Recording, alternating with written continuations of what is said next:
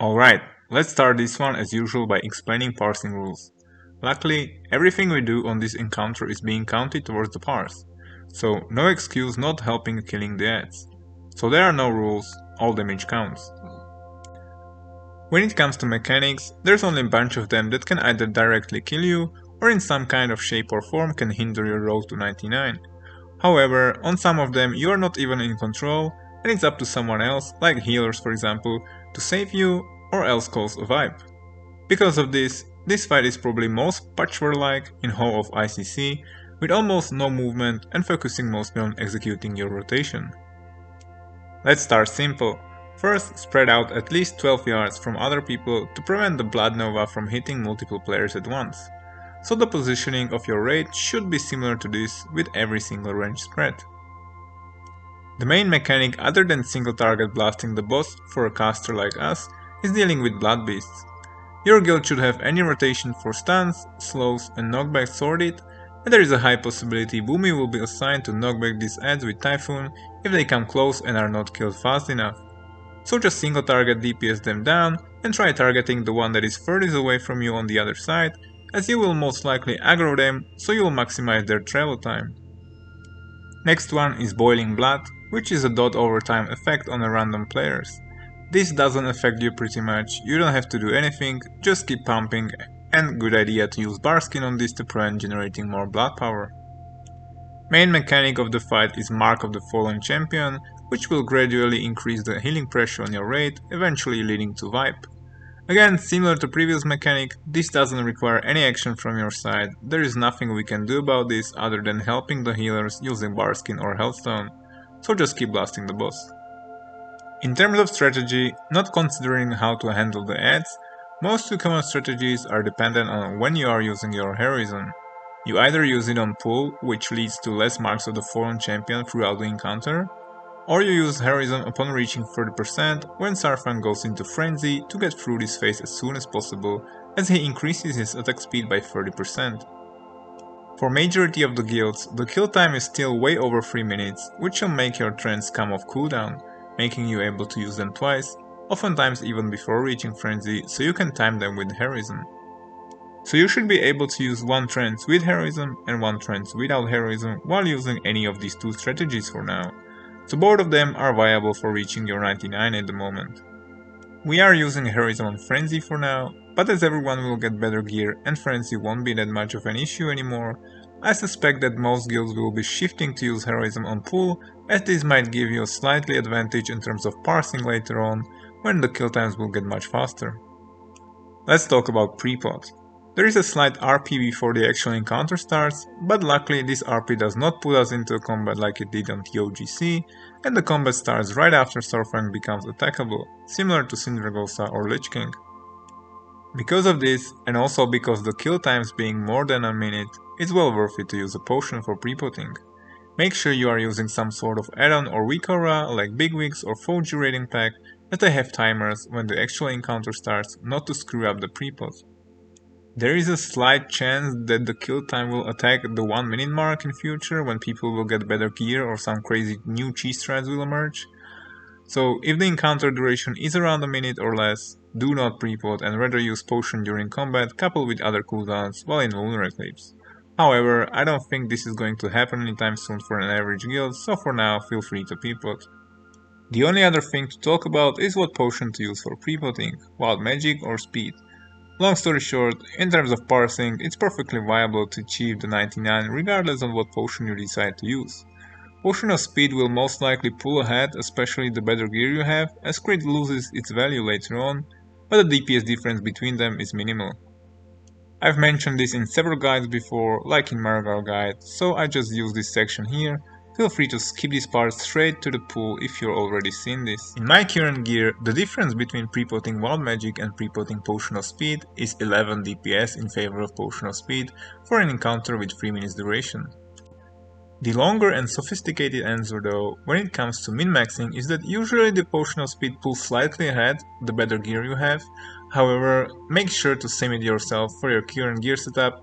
Chances are this might not be true for you. It all comes down to your haste and crit values and also a bit of personal preference. That's why I'm a Potion of Wild Magic user, even though Potion of Speed is a DPS increase according to Sim.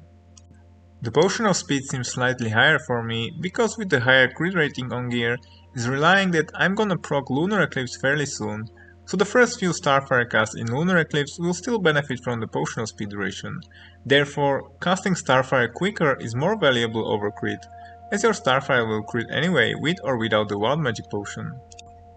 However, since we are a Casino RNG class, if you don't proc Lunar Eclipse, it's pretty much a wasted Prepot as it doesn't really help on the Wrath cast at all, since you are most likely global cooldown capped for Wrath anyway. This is why I'm not really a fan of Potion of Speed Prepot. Right, finally let's talk about the pool. If you have a Shadow Priest and a Feral Druid in the raid and want to save a global cooldown on pool, you can skip the Fairy Fire since it's a part of the Feral's rotation. Even though the best opener in terms of DPS is Gift of the Wild into Prepot into precasting Wrath, precasting Wrath is not possible here unfortunately due to the RP at start. Just make sure that if you have the 2-piece tier 10 bonus, you are casting Gift of the Wild before prepotting to start the encounter already with the spell power buff of the clear casting proc. So what I like to do here is precast trends to make the global cooldown kinda quote free, or casting them as he's about to be attackable so you can go straight into Dot, Starfall and Eclipse rotation. The other possibility when it comes to the opener is to start the encounter with the Dot first, and this enables me to stack the crit buff of the idol as soon as possible, and also gives me a chance to proc the proc based trinkets such as Flare of the Heavens, Phylactery or DFO, so my next global cooldowns like Trance and Starfall will already benefit from this massive spell power boost. However, there are two major disadvantages to this. First, since you are most likely using a Heroism on pool, your trends might miss the Heroism when they are not out as one of the first global cooldowns. And the second one is you have to cast one extra global cooldown when not precasting trends. That's why I'm always leaning towards precasting trends when there is RP prior to pool. Don't forget to also mouse over the boss if you're using Serenade Womb and Starfall mouse over macro as I am as well. So I'm usually doing Gift of the Wild into Prepot, precast trends, then the encounter starts, Dot, Starfall and proceeding with Eclipse rotation, fishing for Lunar Eclipse with first few Wraths. There is also a possibility to Starfall before Dot, and this option advantage is that the second Starfall will come off cooldown exactly on B spawn. If you are using Dot first and Starfall second, you have advantage of stacking the idle crit buff sooner, but you will be 1 second behind with Starfall on Beasts. Now again, the impact on the overall result is minimal and neglectable. This is again not something that will make or break your road to 99, so just pick whatever feels right for you. So after reaching the first lunar eclipse, this is where I want to pop everything at the same time, while I'm still under the effect of the Prepot, like Hyperspeed Accelerators and any unused trinkets. I'm using simple macro for this, and if you are in luck, hopefully your proc based trinkets will proc somewhere this time as well for some heavy Starfire blasting. Now let's mention a few more tips. Do not hurricane the Blood Beast because of the resistant skin, as they have 95% damage reduction for AoE damage. Do not use dots on the ads as well, as you will certainly not get the full duration of the dot, so the DPS of that global cooldown will be pretty low. Similar to how it was mentioned in Lord Marware guide, emerging Blood Beasts are like the spikes. Switch to bone spike targets, but make sure you are not wasting your global cooldowns. Switch to boss for next Starfire cast already if the bone spike target is low on HP and you know you wouldn't be able to finish the cast. Do the same for Wraths, but keep in mind Wrath's travel time to target as it's a projectile, so the switch back to boss might be even sooner in Solar Eclipse. You don't want to waste global cooldowns and start casting Starfire or Wrath if you cannot finish the cast. Just switch to a different target, either other beast or Saurfang himself if your target is already low on HP. Use Starfall on pool.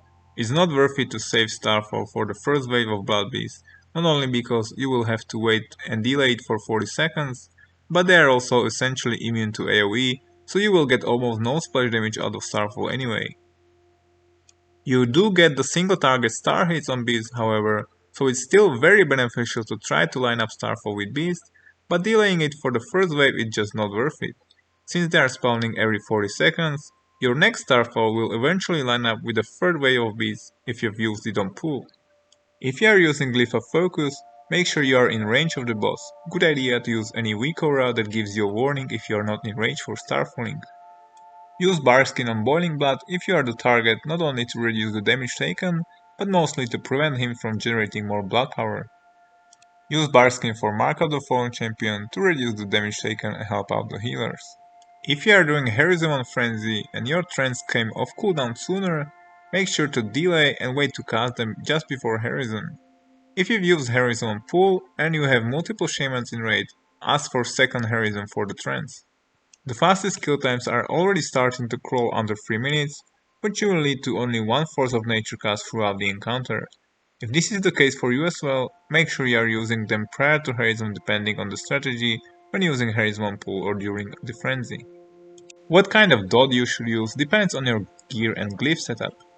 If you are still using phase 3 rotation with glyphs of Moonfire, Starfire and Starfall, and you are most likely in your tier 9 gear or just transitioning into few pieces of tier 10 with still the phase 3 idol of Lunar Fury, you will most likely benefit the most with Moonfire at max uptime and using Insect Swarm only after Lunar ended for Solar Eclipse, or with the first global cooldown of Solar Eclipse, or with Insect Swarm completely unused. If you are already in your 4-piece tier 10 and with the phase 4 idol of Lunar Eclipse, you will most likely benefit the most with not using Moonfire and using Insect Swarm at max uptime, however outside of Lunar Eclipse with Glyph of Insect Swarm. You can precast Hurricane if you are using Nibelung to spawn a Valkyr or even more Valkyrs if you are lucky prior to pull to give you an edge and nice boost when the encounter starts. So when I mention Nibelung, in case you are using this staff, you might be asking yourself, is this good encounter to use it on? And the answer is yes, it's pretty decent. Not only you can comfortably precast Valkyrs to have the DPS boost right from the get-go, but most importantly, they will most likely survive the full duration throughout the encounter, as there isn't much that can kill them, and whatever target they decide to DPS is gonna be counted. If you are wondering how is Balance Druid doing on this encounter compared to other classes, I felt like we are doing pretty well and this was one of the better encounters for us as I managed to be on top consistently on weekly basis. But if we look at the statistics, let's say for the average Boomie of 50th percentile, we are still out DPS by majority of the classes, and same goes for the Pumper of 95th percentile. However, it's not that bad as fight like Sindragosa for example, and the DPS difference between us and other classes is not that massive. So you definitely can out DPS any class if you are a better player and can press buttons well. It's still a decent fight for us. Regarding the glyphs, since I'm already in 4-piece tier 10 and phase 4 idol of Lunar Eclipse, I already shifted to Starfall, Insect Swarm and Focus. Glyph of Focus range should not be an issue on this encounter, it's pretty safe to use it here. If you are still in your tier 9 gear however, just use Glyph of Starfall, Moonfire and Starfire instead. When it comes to talents, it's again my default single target build that looks like this. I can't be really asked to make a special build for every single boss, so this is my balanced single target spec. I'm being lucky and I didn't have to spec for Typhoon as we have an elemental shaman and one more Boomie doing the knockbacks. Again, no mana talents are needed here, and since there is no AoE happening on this fight, Gale Winds are useless as well. If I had to make a specific Deathbringer Saurfang build, it will probably look like this if I'm being on knockback duty, or like this if I don't have to knock back. You are standing still throughout the whole encounter, therefore you will never use a Moonfire if you are doing the phase 4 rotation, meaning in terms of min-maxing the DPS, you can spec out of improved Moonfire only on this fight and put those points into Genesis even though it's a minimal DPS gain.